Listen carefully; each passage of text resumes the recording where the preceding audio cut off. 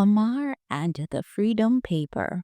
Nobody liked sweeping the church hall except Omar. While the other kids ran off after Sunday school in Tamarind Town, Omar liked to stay back, broom in hand, humming old gospel songs and pretending he was a treasure hunter in disguise. And one Sunday afternoon, he found real treasure. As he was sweeping, behind the tall wooden pulpit, a yellowed piece of folded paper fluttered to the ground. It was fragile, brown at the edges, and tied with a strip of faded madras cloth. He opened it carefully and froze. The handwriting was swirly and old. It read, "Official Notice. Freedom granted, effective August 1st, 1838. Miss Iris, look!"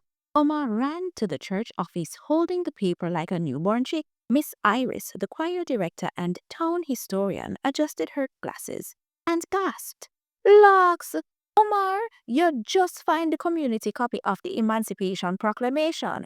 It went missing years ago." Omar's eyes widened. "This is the real paper? The one that said we were free?" Miss Iris softly, "Yes, baby. That piece of paper changed everything."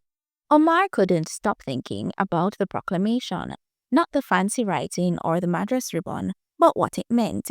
He had learned about Emancipation Day in school, but now it felt different, realer.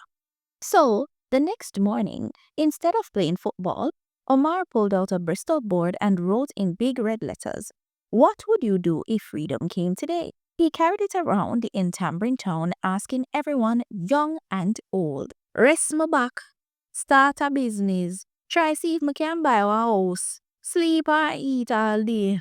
Everyone had different answers. And that's when Omar realized freedom never stopped arriving. It came in little waves, one brave choice at a time.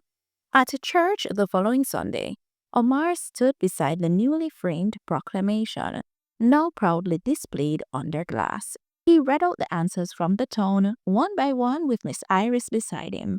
Freedom mean walking proud.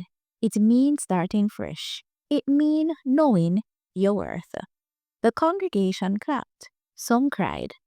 And Omar smiled and said, "Me think me find myself.